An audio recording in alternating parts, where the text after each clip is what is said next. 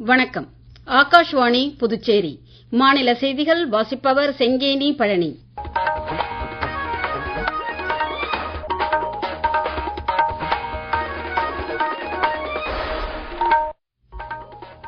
தலைப்புச் செய்திகள். பீகாரில் நவம்பர் 6, நவம்பர் 11 ஆகிய தேதிகளில் 2 கட்டங்களாக சட்டமன்ற தேர்தல் நடைபெறும் என தேர்தல் ஆணையம் இன்று அறிவித்துள்ளது. ராஜஸ்தான் மாநிலம் ஜெய்ப்பூரில் மருத்துவமனையில் ஏற்பட்ட தீ விபத்தில் பல உயிர்கள் பலியானது குறித்து பிரதமர் திரு நரேந்திர மோடி துயரம் வெளியிட்டுள்ளார். எரிசக்தி துறை வேகமாக மாறிவரும் நிலையில் நாட்டில் இயற்கை எரிவாயுவின் பங்கு மிக முக்கியமானதாக இருக்கும் என்று மத்திய பெட்ரோலியத்துறை அமைச்சர் திரு ஹர்தீப் சிங் பூரி கூறியுள்ளார். புதுச்சேரியில் பான்டெக்ஸ் நிறுவனத்தின் தீபாவளி கைத்தறி கண்காட்சி மற்றும் விற்பனையை முதலமைச்சர் திரு ரங்கசாமி இன்று தொடங்கி வைத்தார். இனி விரிவான செய்திகள். பீகாரில் நவம்பர் 6, நவம்பர் 11 ஆகிய தேதிகளில் 2 கட்டங்களாக சட்டமன்ற தேர்தல் நடைபெறும் என தேர்தல் ஆணையம் இன்று அறிவித்துள்ளது.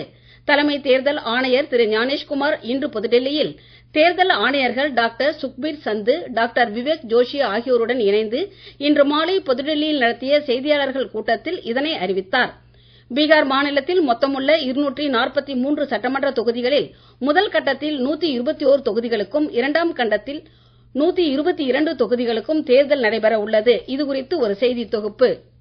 பீகாரில் முதல் கட்ட சட்டமன்ற தேர்தலுக்கான வேட்புமனு தாக்கல் வரும் 10ஆம் தேதி தொடங்கும் என்றும் வரும் 17ஆம் தேதி வரை வேட்புமனுக்களை தாக்கல் செய்யலாம் என்றும் தலைமை தேர்தல் ஆணையர் திரு ஞானேஷ்குமார் அறிவித்தார். மறுநாள் அக்டோபர் 18ஆம் தேதி வேட்புமனு பரிசீலனை நடைபெறும் என்றும் ஏற்கப்பட்ட மனுக்களை திரும்ப பெற 20ஆம் தேதி வரை அவகாசம் அளிக்கப்படும் என்றும் அவர் தெரிவித்தார். இரண்டாம் கட்ட சட்டமன்ற தேர்தலுக்கான வேட்புமனு தாக்கல் அக்டோபர் 13ஆம் தேதி தொடங்கும் என்றும் நவம்பர் 6 மற்றும் 11 ஆகிய தேதிகளில் பீகார் சட்டமன்ற தேர்தலில் பதிவாகும் வாக்குகள் நவம்பர் 14ஆம் தேதி எண்ணப்படும் என்றும் அவர் அறிவித்தார். சட்டமன்ற தேர்தல் மிக வெளிப்படையாகவும் அமைதியான முறையிலும் நடைபெறும் என தலைமை தேர்தல் ஆணையர் கூறினார். வன்முறையை கொஞ்சம் கூட சகித்துக் கொள்ளாத அணுகுமுறை ஒன்றை கடைபிடிக்குமாறு மாவட்ட குற்றவியல் நீதிபதிகள், காவல்துறை கண்காணிப்பாளர்கள் மற்றும் அமலாக்க ஏஜென்சிகளுக்கு அறிவுறுத்தப்பட்டுள்ளதாக அவர் தெரிவித்தார்.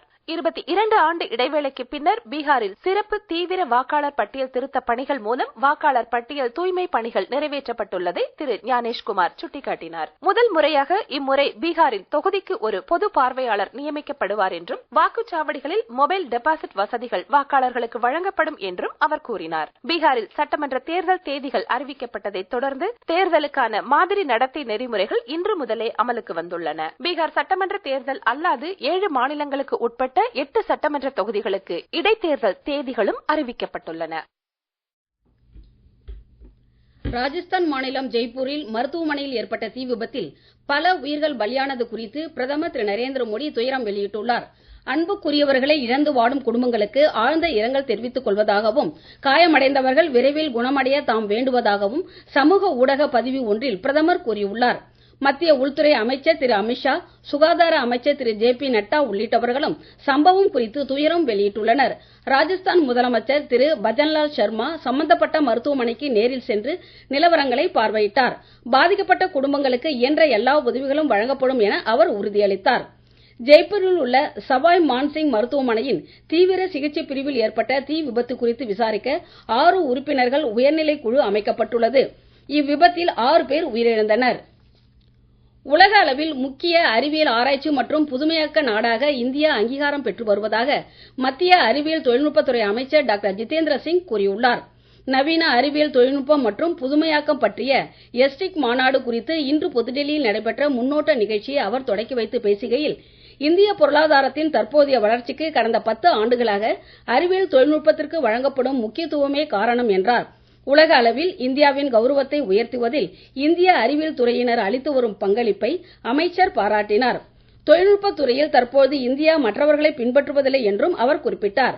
எஸ்டிக் போன்ற மாநாடுகளால் அறிவியல் துறையில் திறமையுள்ள அடுத்த தலைமுறை இளைஞர்களை இனம் காண ஏதுவாகும் என்றும் அமைச்சர் தெரிவித்தார். மத்திய அறிவியல் தொழில்நுட்பத்துறை அமைச்சகம் உட்பட 13 அமைச்சகங்களும் கல்வி மற்றும் தொழில் நிறுவனங்களும் இணைந்து ஏற்பாடு செய்துள்ள எஸ்டிக் மாநாடு புதுடெல்லி பாரத் மண்டபத்தில் வரும் நவம்பர் 3 முதல் 5ஆம் தேதி வரை நடைபெறும். நடப்பு நிதியாண்டின் 4வது காலாண்டிற்கான நிதி ஆயோக் அமைப்பின் வர்த்தக கண்காணிப்பு அறிக்கையை நிதி ஆயோக் தலைமை செயல் அதிகாரி திரு BVR சுப்பிரமணியம் புதுடெல்லியில் இன்று வெளியிட்டார். நாட்டின் மொத்த வர்த்தகத்தின் மதிப்பு தற்போது $1.73 டிரில்லியன் என்றும் இது ஆண்டுக்கு 6% அளவில் அதிகரித்து வருவதாகவும் அவர் தெரிவித்தார்.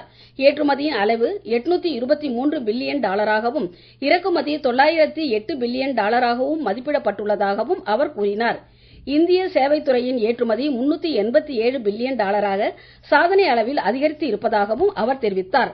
நாட்டில் பலதரப்பட்ட உற்பத்தி வசதிகளை மேலும் விரிவுபடுத்தி வலுப்படுத்த வேண்டியதன் அவசியத்தை திரு சுப்பிரமணியம் வலியுறுத்தினார்.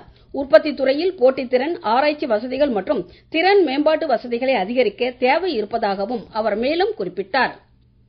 நீங்கள் கேட்டுக்கொண்டிருப்பது மாநில செய்திகள். ஆகாஷ்வாணி செய்திகளை நேயர்கள் உடனுக்குடன் தெரிந்து கொள்ள எமது புதுச்சேரி மண்டல செய்திப் பிரிவின் சமூக ஊடகங்களான @AIRnews_புதுவை என்ற எக்ஸ் பக்கத்தையும், all India radio news Puducherry என்ற பேஸ்புக் பக்கத்தையும், @RNU புதுச்சேரி என்ற யூடியூப் சேனலையும் அணுகலாம். செய்திகள் தொடர்கின்றன. உலக அளவிலான எரிசக்தி துறையில் நிலவரங்கள் வேகமாக மாறி வரும் நிலையில் இந்தியாவில் இயற்கை எரிவாயுவின் பங்கு மிக முக்கியமானதாக இருக்கும் என்று மத்திய பெட்ரோலியத்துறை அமைச்சர் திரு ஹர்தீப் சிங் பூரி கூறியுள்ளார். இன்று புதுடெல்லியில் இயற்கை எரிவாயு ஒழுங்குமுறை வாரியத்தின் 19வது நிறுவன நாள் விழாவில் உரையாற்றிய அவர், இயற்கை எரிவாயு என்பது நாட்டின் இன்றைய எரிசக்தி சூழலுக்கும் தூய எரிபொருள் எதிர்காலத்திற்கும் இடையில் பாலமாகவே திகழ்வதாக கூறினார். நம்பகமான, விலை மலிவான இயற்கை எரிவாயுவின் பயன்பாட்டினால் சுற்றுச்சூழல் மாசுபாடு மற்றும் கார்பன் வெளியீட்டை குறைக்க ஏதுவாகும் என்றும் அவர் கூறினார். நாட்டில் தற்போது 1,55,00,000க்கும் மேற்பட்ட PNG இணைப்புகள் மூலம் வீடுகளுக்கு சமையல் எரிவாயு வழங்கப்படுவதாகவும், நாடெங்கிலும் 8,500க்கும் மேற்பட்ட CNG நிலையங்கள் மூலம் வாகனங்களுக்கு தூய எரிபொருள் வழங்கப்படுவதாகவும் அமைச்சர் தெரிவித்தார். எரிசக்தி துறையில் நாட்டின் இலக்குகளை முழுமையாக எட்ட அரசுக்கும் ஒழுங்குமுறை அமைப்புகள் மற்றும் தொழில்துறையினருக்கும் இடையே ஒத்துழைப்பு அவசியம் என்றும் அவர் மேலும் கூறினார். பிரதமர் திரு நரேந்திர மோடி கடந்த மாதம் 22ஆம் தேதி அறிவித்த GST சேமிப்பு உற்சவத்தினால் நாடு முழுவதும் அனைத்து பிரிவு மக்களும் பயன்பெற்று வருகின்றனர். புதிய தலைமுறை GST சீர்திருத்தங்களால் பீகாரில் மக்களுக்கான வாய்ப்புகள் அதிகரித்து வருவது குறித்து ஒரு செய்தி தொகுப்பு. வேளாண்மை சார்ந்த மாநிலமான பீகாரை பொறுத்தவரை வேளாண்மை, உணவு பதனீடு, பால் வளம், கைத்தறி உள்ளிட்ட பல்வேறு துறைகளில் GST சீர்திருத்தங்களால் முக்கிய பலன்கள் எதிர்பார்க்கப்படுகின்றன. உரங்கள், நுண்ணூட்ட சத்துக்கள் மற்றும் வேளாண் கருவிகளின் விலை குறைவதால் விவசாயிகள் பயன்பெறுகின்றனர். பீகாரில் ஆயுஷ் மருந்துகள் மற்றும் தேன் உற்பத்தியாளர்களுக்கும் வரி குறைப்பினால் பலன் ஏற்பட்டுள்ளது. பீகாரில் அதிகமாக உற்பத்தியாகும் மக்கானா என்னும் தாமரை விதைகள் மூலம் தயாரிக்கப்படும் தின்பண்டங்கள் மீதான 12% GST தற்போது 5% குறைக்கப்பட்டுள்ளது. பீகாரின் முசாஃபர்பூர் பகுதியில் விளையும் புகழ்பெற்ற ஷாஹி லிச்சி பழங்கள் மற்றும் பழரசம், ஊறுகாய் மற்றும் ஜாம் வகைகள் மீதான வரியும் 5% குறைக்கப்பட்டுள்ளதால் சம்பந்தப்பட்ட உற்பத்தியாளர்களுக்கு 6 முதல் 7% வரை சேமிப்பு கிடைக்கும். சிறு அளவில் செயல்பட்டு வரும் பல்வேறு உணவு பதனீட்டு நிறுவனங்களும் வரி குறைப்பினால் ஊக்கம் பெற்றுள்ளன. பீகார் மாநிலத்தின் பால் பண்ணை துறையிலும் வரி குறைப்பினால் மூலதன நெருக்குதல் குறைந்து கூட்டுறவு செயல்பாடுகள் வலுப்பெற வாய்ப்பு ஏற்பட்டுள்ளது. மாநிலத்தின் புகழ்பெற்ற மதுபானி ஓவியங்கள், பாகல்புரி பட்டு மற்றும் சுஜினி பூ வேலைப்பாட்டு பொருட்கள் மீதான வரியும் குறைக்கப்பட்டுள்ளதால் கைவினை கலைஞர்கள் மகிழ்ச்சி அடைந்துள்ளனர். புதுச்சேரியில் பாண்டெக்ஸ் நிறுவனத்தின் தீபாவளி கைத்தறி கண்காட்சி மற்றும் விற்பனையை முதலமைச்சர் திரு ரங்கசாமி இன்று தொடக்கி வைத்தார். கண்காட்சியில் தரமான கைத்தறி ஆடைகள் தள்ளுபடி விலையில் விற்கப்படுவதால் இதனை மக்கள் நன்கு பயன்படுத்திக் கொள்ள வேண்டும் என அவர் கேட்டுக் கொண்டார். மறைமலை அடிகள் சாலையில் உள்ள பாண்டெக்ஸ் விற்பனை அரங்கில் நடைபெறும் இக்கண்காட்சியின் தொடக்க விழாவில் சட்டமன்ற உறுப்பினர் திரு நேரு, கூட்டுறவுத்துறை செயலர் திரு ஜெயந்த்குமார் ரே, கூட்டுறவு சங்கங்களின் பதிவாளர் திரு யஷ்வந்தையா மற்றும் ஊழியர்கள் பலரும் கலந்து கொண்டனர். மேற்கு திசை காற்றின் வேக மாறுபாடு காரணமாக இன்று தமிழகத்தின் ஒரு சில இடங்களிலும் புதுச்சேரி, காரைக்கால் பகுதிகளிலும் லேசானது முதல் மிதமான மழை பெய்யக்கூடும் என சென்னை வானிலை ஆய்வு மையம் தெரிவித்துள்ளது. மீண்டும் தலைப்புச் செய்திகள். பீகாரில் நவம்பர் 6, நவம்பர் 11 ஆகிய தேதிகளில் 2 கட்டங்களாக சட்டமன்ற தேர்தல் நடைபெறும் என தேர்தல் ஆணையம் இன்று அறிவித்துள்ளது. ராஜஸ்தான் மாநிலம் ஜெய்ப்பூரில் மருத்துவமனையில் ஏற்பட்ட தீ விபத்தில் பல உயிர்கள் பலியானது குறித்து பிரதமர் திரு நரேந்திர மோடி துயரம் வெளியிட்டுள்ளார். எரிசக்தி துறை வேகமாக மாறி வரும் நிலையில் நாட்டில் இயற்கை எரிவாயுவின் பங்கு மிக முக்கியமானதாக இருக்கும் என்று மத்திய பெட்ரோலியத்துறை அமைச்சர் திரு ஹர்தீப் சிங் பூரி கூறியுள்ளார். புதுச்சேரியில் பாண்டெக்ஸ் நிறுவனத்தின் தீபாவளி கைத்தறி கண்காட்சி மற்றும் விற்பனையை முதலமைச்சர் திரு ரங்கசாமி இன்று தொடக்கி வைத்தார். இத்துடன் இந்த செய்தி அறிக்கை நிறைவு பெறுகிறது. வணக்கம்.